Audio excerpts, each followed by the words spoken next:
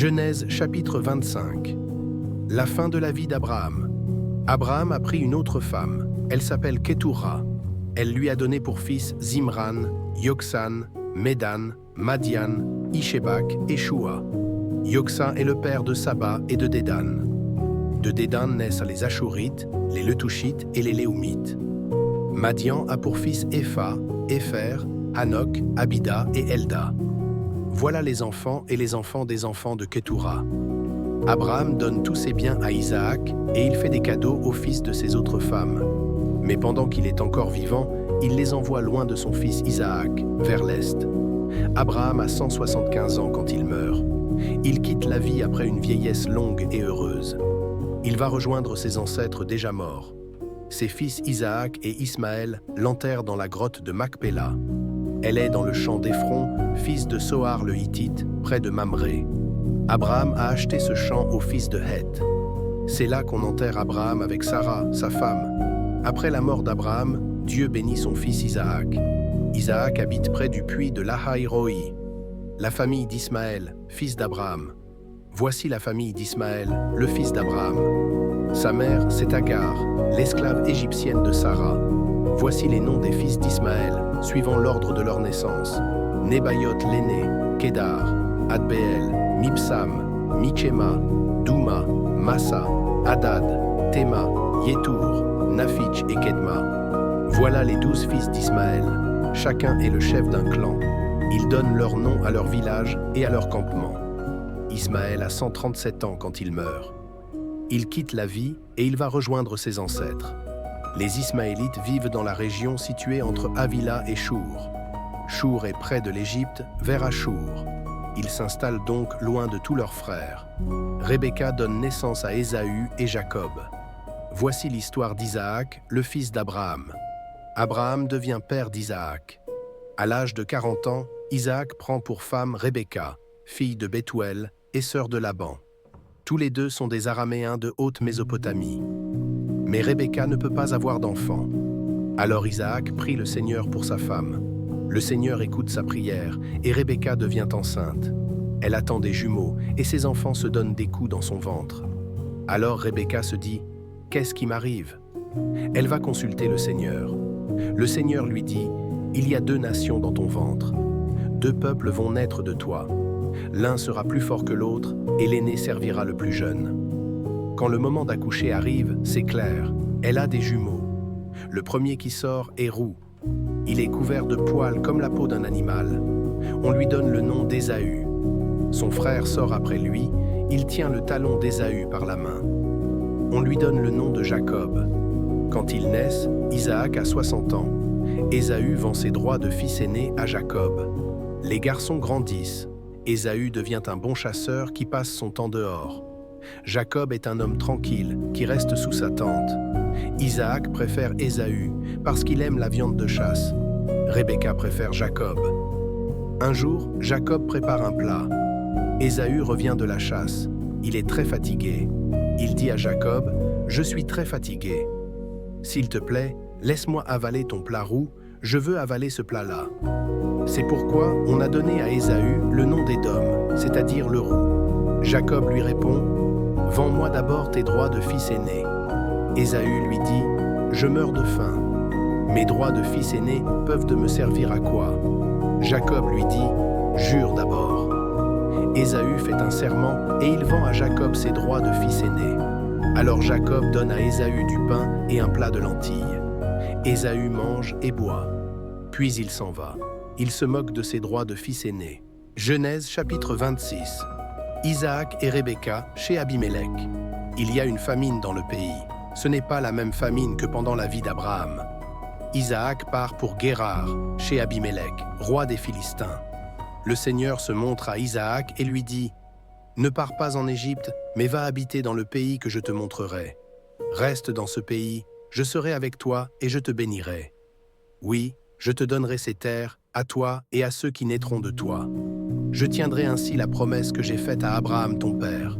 Je rendrai tes enfants et les enfants de leurs enfants aussi nombreux que les étoiles du ciel. Je leur donnerai toutes ces terres, et tous les peuples du monde seront bénis à travers eux. Voici pourquoi. Abraham m'a écouté, il a respecté mes ordres, mes commandements, mes règles et mes lois. Isaac s'installe à Guérar. Les gens de l'endroit l'interrogent sur sa femme. Il répond « C'est ma sœur ». Il n'ose pas dire que Rebecca est sa femme. Il a peur que les gens le fassent mourir à cause d'elle. En effet, Rebecca est très belle. Isaac est là depuis longtemps.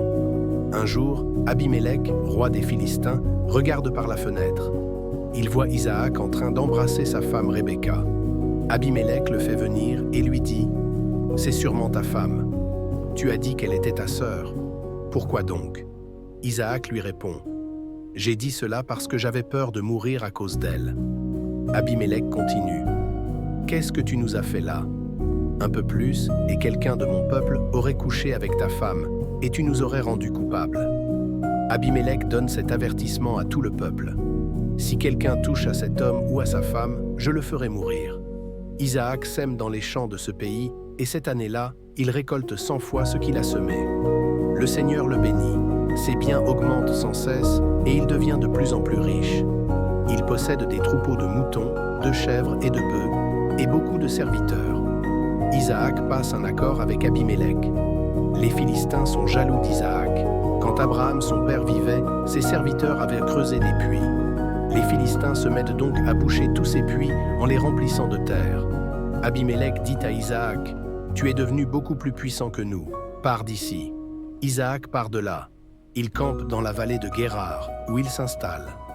Au temps d'Abraham, son père, on avait creusé des puits, et les Philistins les ont bouchés après la mort d'Abraham. Alors Isaac les fait creuser de nouveau. Il leur donne les mêmes noms que son père leur avait donnés. Un jour, les serviteurs d'Isaac creusent un puits dans la vallée et ils trouvent une source. Les bergers de Guérar se disputent avec les bergers d'Isaac. Ils disent « L'eau est à nous ». Isaac appelle ce puits Essek, ce qui veut dire « dispute ». En effet, les bergers voulaient se disputer avec lui. Les serviteurs d'Isaac creusent un autre puits. Il y a encore une dispute à cause de lui. Isaac appelle ce puits Sitna, ce qui veut dire querelle. Il part de là pour creuser un autre puits. Il n'y a pas de dispute pour celui-ci. Il l'appelle Rehoboth, ce qui veut dire espace libre. Il dit « Maintenant, le Seigneur nous a donné de l'espace. Nous pourrons devenir riches dans ce pays. » Isaac part de là pour Beersheba. La nuit suivante, le Seigneur se montre à lui et lui dit « Je suis le Dieu d'Abraham, ton père. N'aie pas peur. En effet, je suis avec toi. Je te bénirai et je rendrai très nombreux tes enfants et les enfants de leurs enfants pour l'amour de mon serviteur Abraham. » Isaac construit un autel à cet endroit et il prie Dieu en l'appelant Seigneur. Là, il dresse sa tente et ses serviteurs creusent un autre puits. Abimélec vient de Guérar pour voir Isaac. Il vient avec Ahuzat, son ami, et avec Picol, le chef de son armée. Isaac leur dit « Pourquoi est-ce que vous venez me voir? Vous me détestez et vous m'avez renvoyé de chez vous. » Ils répondent « Nous voyons bien que le Seigneur est avec toi. Nous avons pensé ceci. Il faut faire la paix entre nous, une paix établie par un serment. Passons un accord avec toi. Jure de ne pas nous faire de mal. En effet, nous ne t'avons rien fait de mal. Nous t'avons fait seulement du bien et nous t'avons laissé partir en paix. Maintenant, tu es un homme béni du Seigneur. » Isaac leur sert un grand repas. Ils mangent et ils boivent. Le jour suivant, ils se lèvent tôt le matin, et chacun fait un serment envers l'autre. Isaac leur dit au revoir, et ils se quittent dans la paix. Le même jour, les serviteurs d'Isaac viennent lui apporter des nouvelles d'un puits qu'ils sont en train de creuser. Ils disent « Nous avons trouvé de l'eau. » Isaac appelle ce puits Shiba, ce qui veut dire « serment ». C'est pourquoi, aujourd'hui encore, la ville s'appelle Beersheba, c'est-à-dire le puits du serment. Le mariage d'Ésaü. Ésaü a 40 ans quand il se marie avec 2 femmes hittites, Yéhoudit, la fille de Béri, et Basmath, la fille d'Élon. Elles rendent la vie difficile à Isaac et à Rebecca. Matthieu chapitre 11, 2-30. La question de Jean-Baptiste. Jean-Baptiste, dans sa prison, a entendu parler du Christ et de ce qu'il fait. Il envoie quelques-uns de ses disciples pour demander à Jésus « Est-ce que tu es le Messie qui doit venir? Ou bien devons-nous en attendre un autre ?» Jésus leur répond « Allez raconter à Jean ce que vous entendez et ce que vous voyez. Les aveugles voient clair, les boiteux marchent bien, Les lépreux sont guéris, les sourds entendent, les morts se réveillent, les pauvres reçoivent la bonne nouvelle. Il est heureux, celui qui ne refuse pas de croire en moi. Jésus parle de Jean-Baptiste. Les disciples de Jean repartent. Jésus se met à parler de Jean aux foules qui sont là. Il leur dit, « Qu'est-ce que vous êtes allés regarder dans le désert?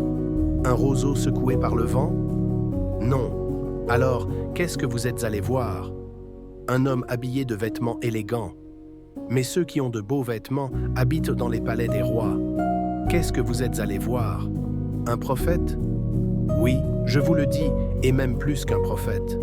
En effet, Jean est celui que les livres saints annoncent quand Dieu dit « Moi, je vais envoyer mon messager devant toi.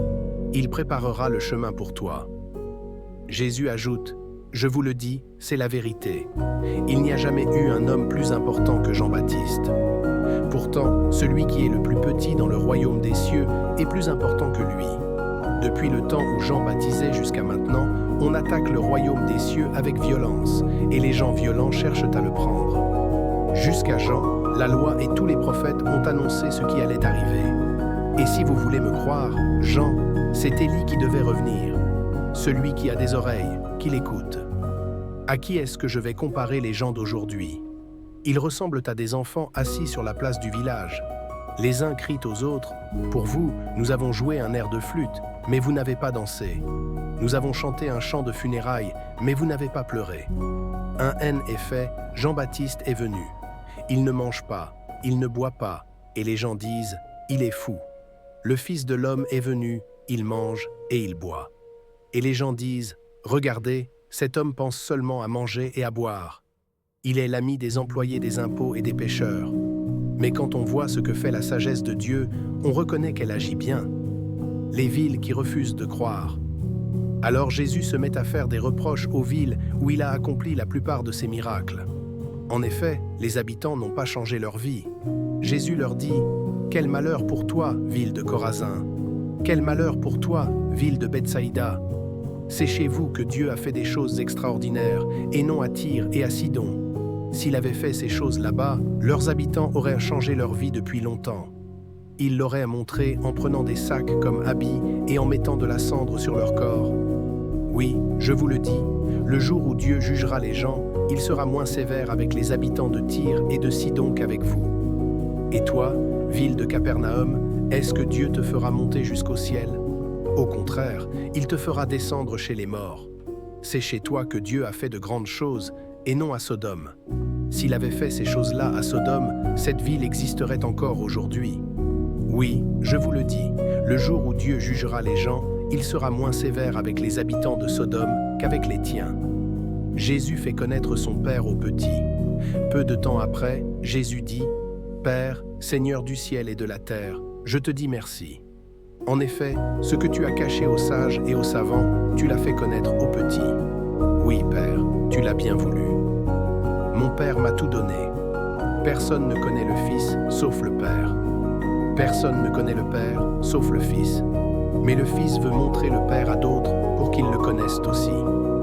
Venir auprès de Jésus pour trouver le repos. Venez auprès de moi, vous tous qui portez des charges très lourdes et qui êtes fatigués, et moi je vous donnerai le repos. Je ne cherche pas à vous dominer. Prenez donc, vous aussi, la charge que je vous propose, et devenez mes disciples. Ainsi, vous trouverez le repos pour vous-même. Oui, la charge que je mettrai sur vous est facile à porter, ce que je vous donne à porter est léger.